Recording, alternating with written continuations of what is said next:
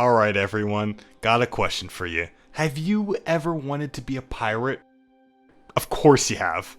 What's not to love about living life at sea? You get to leave your boring land life behind, enrich yourself with loot, and see the world for as long as you can survive at least. There will be people in your life that may disapprove of your life choices, but you're a young adult. Are you really gonna let the establishment tell you what you can and can't do with your life?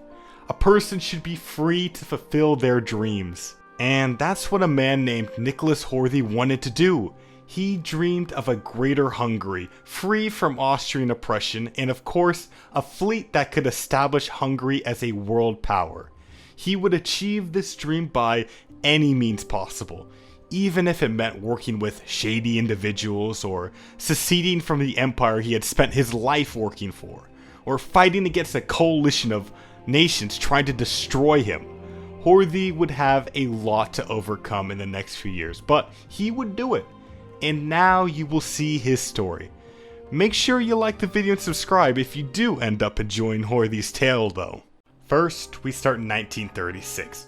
Austria-Hungary was in a not great but not terrible state. The current Kaiser, Karl I, had been trying to fix the empire and unite the people, but Hungarian nobles weren't having it. But change was on the horizon for Karl. For the worse. Stupid Germans had crashed the world economy and he had to deal with the consequences. A new party called the... oh god. Österreichische Ariosophische Einheitspartei. Yeah, them, wants to be able to get involved in the elections, and they got some very wild political views. While the politics of Austria are in turmoil, Horthy has only one thing on his mind: money, and how to get more of it. Unfortunately for him, the people around him view his grind set with suspicion since they aren't hustlers like him. When the elections happen and the liberals get elected, the OAE get really upset that they lost an election when they didn't have much support. Karl, seeing the chaos they're causing, just decides to ban the party. But despite the suppression of the party, the OAE just doesn't go away.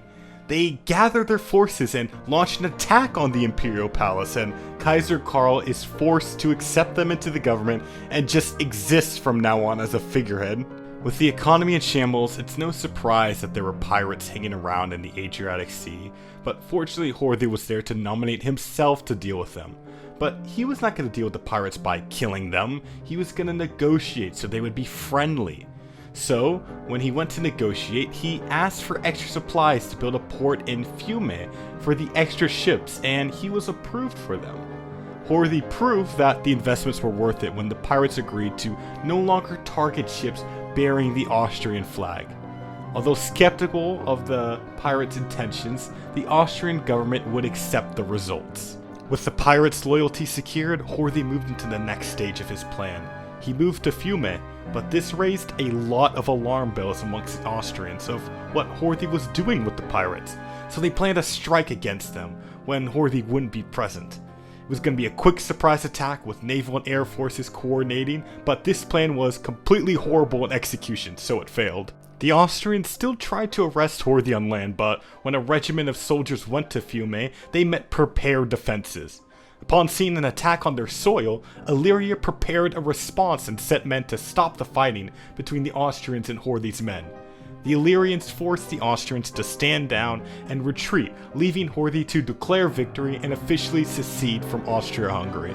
With Horthy free, he could now pursue his own goals in this new focus tree. After finishing the first two focuses, Horthy was an example to the world that living a pirate's life was possible, and inspired more recruits around the world to come to Fiume to sail with him. Suddenly, an opportunity appeared. Austria was falling into a civil war, and Horthy saw a chance to seize the city of Pola with the ongoing fighting. But before Horthy could send his pirates in, Austria had already subdued the entire rebellion, so Horthy had to wait once more for another opportunity. At least in the meantime, he could continue to build up his grand pirate armada. He used the money from his rightfully obtained gains to commission new ships, and once completed, they turned out very well. Horthy needed new bases for his pirates and decided that the island of Malta would be a great location due to its central location in the Mediterranean. He put a blockade up and the Maltese quickly gave in to the pressure. Resources were needed though to build up Horthy's forces, so he started plans to go around the world and steal resources from other places and make it possible to build stuff locally. The people of Fiume were living a lavish life as a result of these daring raids. People may have been complaining, but they weren't doing anything about it. When Illyria declared on Austria, Horthy had to immediately jump on this opportunity to snipe Pola from the distracted Austrians. There was only so much time to do it since it was obvious Illyria and Slovenia would not be able to hold out long against a united empire. But once the city was taken, we welcomed them with open arms because Horthy knew that he would need as many men as he can get in the army. The preparations for war needed to be sped up because the Second Weltkrieg started over a syndicalist uprising in Walloon. War was surrounding Horthy, and he was going to take advantage of this again by spreading his influence along the Dalmatian coast to take over the area. But couldn't just stop there. Horthy also wanted the Greek islands too as an important island hangout spot. Illyria may have been doomed to fall to the Austrians, but good old Horthy was gonna save some of them. Serbia bravely started a war against the Austrians, and Horthy took the opportunity to waltz in and take Lika unopposed. Things were only getting worse for Austria. With much of their main army engaged against Serbia, Czech nationalists saw their opportunity and revolted in Bohemia for their independence. Horthy respected the hustle. Gotta take advantage of people when they're distracted. That's why the next state he took was Crete, since Greece was involved in that Austrian-Serbian war. But that news was quickly overshadowed by the finishing of 3 new heavy ships for Horthy's fleet. Their design left a bit to be desired, but they had heart and could just be refitted later on. As Horthy took more land to protect from the Austrians, he had to watch in sadness as the Balkan faction fell to the Austrians. At least the Czechs made good use of that war and successfully got their independence. Seeing that France is doing absolutely awfully, Horthy thought maybe the pirates' first proper test could be against the Union of Britain and their navy. Since now was not the right time to attack Austria and Hungary together, he prepared the fleet to be able to make the voyage. But as the naval landings were preparing, Austria and Hungary started fighting amongst each other. It was clear there was no better time than now to go after our rightful land in this region. When it was time for Horthy to choose the scope of this war, he wasn't going to settle with just land around the Adriatic. He wanted his home back, so he declared war on both Austria and Hungary. Austria was so busy with Hungary that they completely forgot about Horthy, so he was able to push in and take a bunch of territory. The war was seemingly too easy, and that's because it was. The Austrians had a response ready to stop Horthy soon, and 12 divisions just wasn't going to cut it for a front line this size. Horthy could barely hold off the Austrian, so he had to make some tough choices about what he'd actually defend. Side note, Austria changes colors from white to black as they become more fascist from their focus tree. Like, what did the Kaiserredux devs mean by this? Even though Horthy only had 13 divisions, it did not stop him from being able to take advantage of Austrian mistakes. When they overextended, he pounced on them and encircled their troops. This allowed Horthy to move and retake the Venice area, which he had been unfortunately forced to give up earlier. Sadly, not all the Austrians were able to be killed since they could just run away to northern Italy and Horthy could only just stare menacingly at them while they moved away. With the Austrians becoming less of a problem, Fiume now had to deal with the Hungarians pulling up on the front lines. And I know what you're thinking, Horthy when defeating one side in a war makes the other stronger, but Horthy's will to win wasn't shaking. Yeah, the Austrians were able to still do a bit of damage, but in the end, Horthy would beat them, and Hungary too. The war still seemed pretty simple and winnable, until Hungary joined the Entente and called the whole faction in. With the Third International gone, it seemed inevitable that the Entente would focus heavily on trying to kill me. I needed naval dominance in the Adriatic to be safe, and Horthy finally catching and killing the Austrian fleet was a good step towards that. This banged up the fleet pretty bad though, so they went into port to repair. The Entente wasted no time in using this opening to start a massive naval invasion into Dalmatia. They were able to split the country in half, again, But at least Horthy was able to find and heavily damage an Entente fleet to prevent future naval invasions. But although the Adriatic was secure, my other land wasn't. Horthy had nothing to spare for Malta, so it fell without a fight.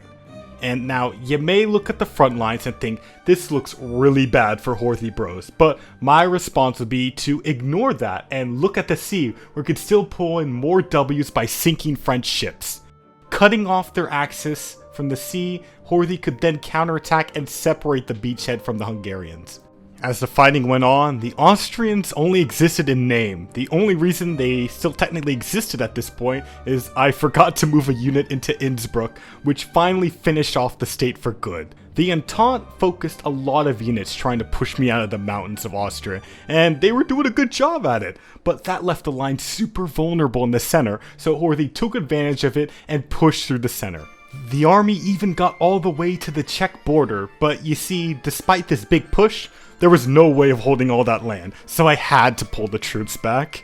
When I saw the line thinning out in Hungary, you'd think I'd try to do it again, but more cautiously, but that's boring. Fake Hungary had to go. The peace deal with Austria triggered in the middle of the offensive, and the Entente AI was so kind to just let Horthy have everything. And really needed that, because it gave Fiume two random states that had some much needed manpower. You could see how badly the army needed it with how fast that free manpower got sucked away. The manpower went to good use. Budapest was taken and sent the Entente coalition running to the east. Yeah, I didn't have enough troops to cover the front line, but they didn't have enough either, so everyone was just running circles around each other trying to encircle the enemy. The Entente did make a big play to counterattack and retook Budapest, but when they saw a possible counter-encirclement, they all ran away to save themselves. And this is honestly the first time I've really noticed the AI do that. They still weren't fast enough though, because I was able to just get more pockets in Hungary. And with only a few insignificant towns remaining unoccupied, the Hungarian government surrendered. Only took 2.5 years to get here, but you gotta imagine how much better Horthy felt it was done.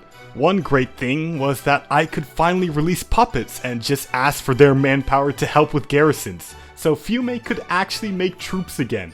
Sadly, still at war with the Entente, but looking at the faction leader Canada, it did not seem it would need much effort to finish this faction off.